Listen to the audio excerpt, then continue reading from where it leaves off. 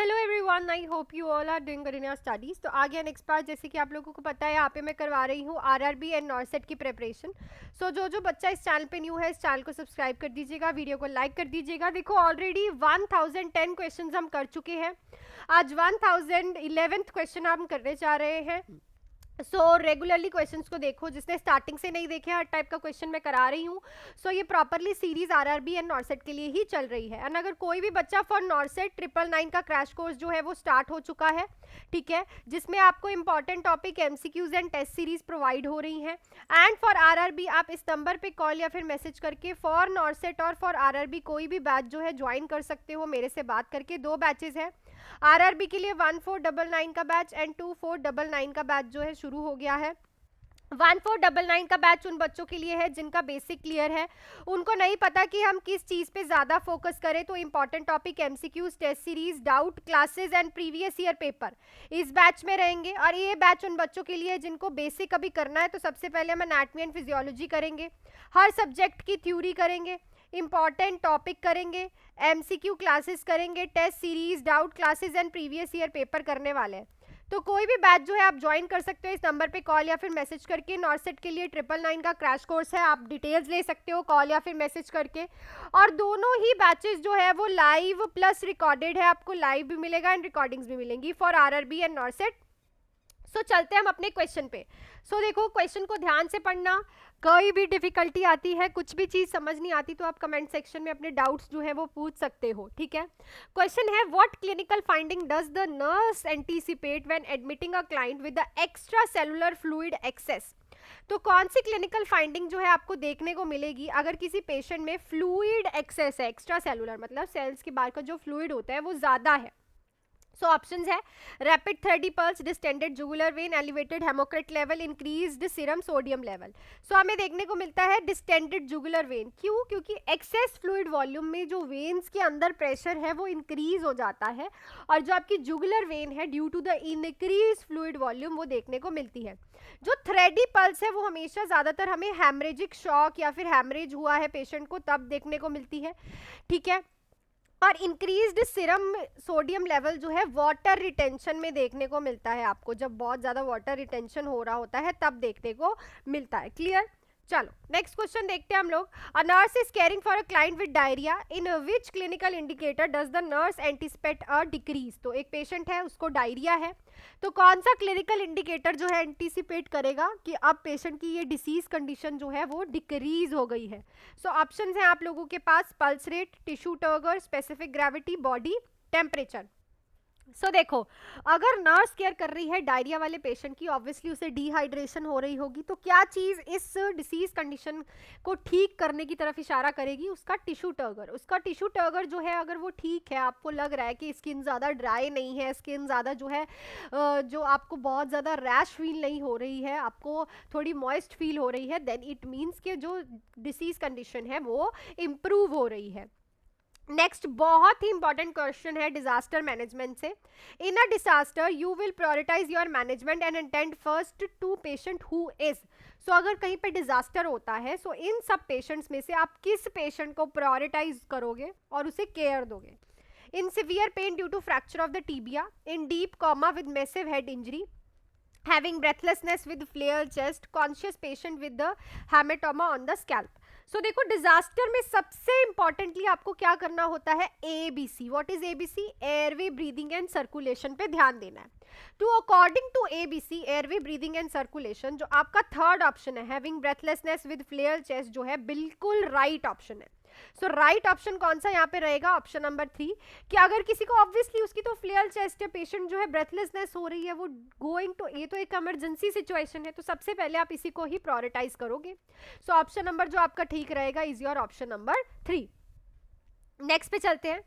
After about an hour of the injury the nurse assess the patient again, which of the following would alert यहाँ पे आएगा nurse that what is worsening status of the patient. देखो question क्या कह रहा है, एक बार injury को हो गया, 1 घंटा हो गया है, पेशेंट को आप दोबारा से असेस कर रहे हो, तो कौन सी चीज जो है worsening status of the patient को बताएगी कि ये चीज जो है पेशेंट का जो स्टेटस है वो और ज्यादा वर्सन अप हो रहा है? प्यूपल रिएक्टिव टू लाइट, सो ये तो बिल्कुल सही है, अगर रिएक्टिव है तो पेशेंट का स्टेटस तो बिल्कुल सही है. Headache is a normal thing. Decrease in GCS scale and hypertension, so obviously अगर ग्लास को कॉमा स्केल में डिक्रीज आ रहा है तो पेशेंट की कंडीशन और ज्यादा वर्सन अप हो रही है.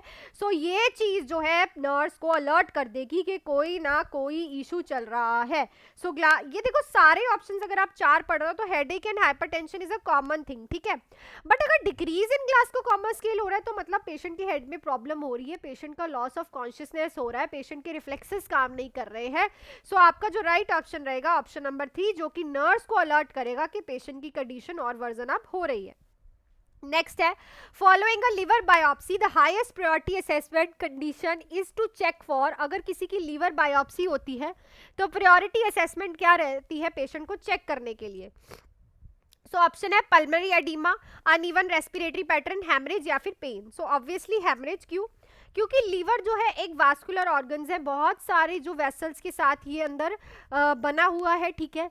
सो वैसे भी अगर किसी की आप लीवर बायोप्सी करते हो तो सीटीबीटी जो है चेक करते हो, that is clotting time and bleeding time, ठीक है. पीटीटी जो है आप चेक करते हो, आपको जो है ब्लड थिनिंग मेडिसिन जो है बंद करनी पड़ती है. अगर कोई हेपरिन ले रहा है, वारफरिन ले रहा है, कोई भी मेडिसिन जो ले रहा है रिलेटेड टू ब्लड, तो वो बंद करनी पड़ती है 1 वीक पहले. तो लीवर बायोप्सी में हैमरेज जो है सबसे ज़्यादा प्रायोरिटी असेसमेंट होती है पेशेंट की चेक करना, क्योंकि ब्लीडिंग के सबसे ज़्यादा कॉजेज होते हैं. सो नेक्स्ट क्वेश्चन पे चलने से पहले मैं आपको थोड़ा सा बैचेस का बता देती हूँ, अगर किसी को सुनना है, अदरवाइज आप स्किप कर सकते हो. सो आरआरबी के लिए ये दोनों बैचेस जो है स्टार्ट हो चुके हैं. एंड जो नॉर्सेट है बच्चा, उसके लिए 999 का क्रैश कोर्स, ओनली 999 का क्रैश कोर्स जो है लाइव एंड रिकॉर्डेड रहेगा. टॉपिक्स मिलेंगे आपको जिस पे आपको ज़्यादा फोकस करना है, एमसीक्यू क्लासेस मिलेंगी एंड टेस्ट सीरीज मिलेंगी. ये जो बैचेस हैं बच्चे, ये आरआरबी के लिए है फुल फ्लेज, जो 3 मंथ्स के दोनों बैचेस हैं. अगर आपका बेसिक क्लियर है तो आप ये बैच ज्वाइन कर सकते हो, अगर आपको बेसिक क्लियर करना है तो properly full fledge batch join कर सकते हो. दोनों ही लाइव एंड रिकॉर्डेड बैच है. 1500 बैच जो है 1500 का, उसमें आपको important topic, MCQs, test series, doubt classes and previous year paper मिलेंगे. और जो आपका ये बैच है 2500 का, इसमें आपका बेसिक क्लियर कराया जाएगा. सबसे पहले आपको anatomy and physiology, theory classes, important topic, MCQ classes, test series, doubt classes, सब कुछ कराया जाएगा. तो कोई भी बैच जो है आप इस नंबर पे कॉल या फिर मैसेज करके ज्वाइन कर सकते हो. सो हम चलते हैं अपने क्वेश्चन पे. A nurse is caring for a client with the diagnosis of chronic gastritis. The nurse monitor the client knowing that this client is addressed for which vitamin deficiency. एक पेशेंट है गैस्ट्राइटिस वाला, तो आप monitor कर रहे हो patient को, तो कौन सी विटामिन की डेफिशिएंसी इस पेशेंट में आपको देखने को मिलेगी? विटामिन ए, B12, सी या फिर ई. सो देखो, स्टमक, गैस्ट्रिक के जो पैराइटल सेल्स होते हैं उनसे इंट्रिंसिक फैक्टर जो है बनता है.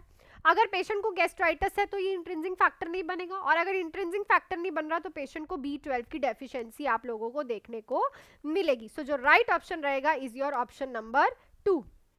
नेक्स्ट देखो, when the mid day meal programme is introduce. तो मिड डे मील प्रोग्राम जो है कब इंट्रोड्यूस हुआ था? 1971, 1981, 1961 या फिर 1991. तो ये आप सबको मोस्टली पता होगा. तो इस क्वेश्चन का आंसर आप मुझे कमेंट सेक्शन में लिख के बताना आज, इसी क्वेश्चन का, लास्ट वाले का नहीं पूछ रही इसका, बिकॉज ये mostly mid day meal programs का पता होता है कि कब इंट्रोड्यूस हुआ है, क्योंकि रिपीटेड क्वेश्चन है, बहुत से पेपरों में देखने को मिलता है, और जिन्होंने दे रखे हैं उनको तो पता ही होगा, ठीक है ना. नेक्स्ट देखते हैं. In patient diagnosed of having a acute anaphylactic attack, the first nursing action response would be. तो अगर किसी को एलर्जिक अटैक, जैसे कि जिसको हम बोलते हैं एनाफिलेक्टिक अटैक आ रहा है, तो नर्स का फर्स्ट नर्सिंग केयर रिस्पॉन्स क्या रहेगा? एडमिनिस्टर करा epinephrine, call the family, check the medication chart, look for positive agent. So obviously आप क्या लगाते हो? एड्रेनलिन जो है एडमिनिस्टर करते हो. सो उसकी रेशियो क्या रहती है? 1:1000 इन द अडल्ट, ठीक है.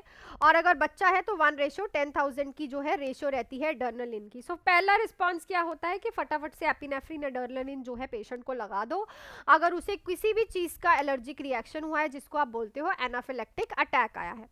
नेक्स्ट है, first priority in the nursing department for the management of acute burn injury would be. तो फर्स्ट प्रायोरिटी क्या रहेगी नर्सिंग डिपार्टमेंट की अगर किसी को एक्यूट बर्न इंजरी हुई है? ध्यान से सुनो, यहाँ पे किसी भी चीज के लिए स्पेसिफिकली आपको बोला नहीं है कि किस चीज की इंजरी है बर्न की. तो ऑप्शंस पढ़ लेते हैं पहले. Cleaning the wound, fluid replacement therapy, maintenance ABC, starting medication. So यहाँ पे लिखा है एक्यूट बर्न इंजरी। सो देखो फ्लूइड रिप्लेसमेंट तो इतना ज़्यादा नीडेड नहीं होगा। सो सबसे पहले हम यहाँ पे प्रायोरिटी किसको दे देंगे, एयरवे, ब्रीदिंग एंड सर्कुलेशन को। तो मेंटेन करनी है प्रायोरिटी में airway, breathing and circulation. Next question है, which of the following is a useful isotope for bone scan. So जब बोन स्कैन होता है सो कौन सा आइसोटॉप जो है वो यूज होता है। सो ऑप्शन है आयोडीन, कॉपर, आयरन या फिर टेक्टेनियम। सो उसके लिए हम यूज करते हैं कॉपर। ये याद रखना, ये लास्ट ईयर आरआरबी का क्वेश्चन है कि कौन बोन स्कैन में कौन सा आइसोटोप यूज होता है। सो कॉपर जो है आप लोग यूज करते हो। सो आपसे जो मैंने लास्ट टाइम क्वेश्चन पूछा था, देखो बहुत से बच्चों ने क्वेश्चन गलत बताया। 0.4% 45 जो सोडियम क्लोराइड होती है वो होती है हाइपोटोनिक सॉल्यूशन। बहुत से बच्चे इसको आइसोटोनिक बोल रहे हैं, आइसोटोनिक होती है 0.9%। ठीक है ना, बहुत से बच्चों ने इसको आइसोटोनिक बोल दिया है क्योंकि एनएस पढ़ लिया उन्होंने, सोडियम क्लोराइड पढ़ लिया। ठीक है, so this is not isotonic, this is a hypotonic solution.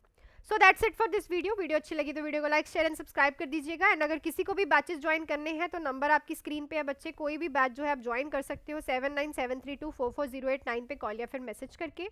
नॉर्सेट 7 के लिए 999 का crash course properly live and recorded start हो गया है, जिसमें आपको मिलेंगे टॉपिक्स फोकस करने के लिए, MCQs and test series. So properly crash course आपके नोटसेट तक चलेगा। एंड आरआरबी के लिए 2 बैचेस हैं, तो आप कोई भी बैच जो है ज्वाइन कर सकते हो। 1500 का लाइव एंड रिकॉर्डेड जो कि इंपॉर्टेंट टॉपिक बैच है, और पूरा बेसिक बैच जो है 2500 का, जो कि आपको हर एक चीज प्रोवाइड करे जाएगी, test series, MCQs, important topic and theory. So मिलती हूँ नेक्स्ट वीडियो में। Till then do hard work, make your parents proud and all the best and be ready by 12:30।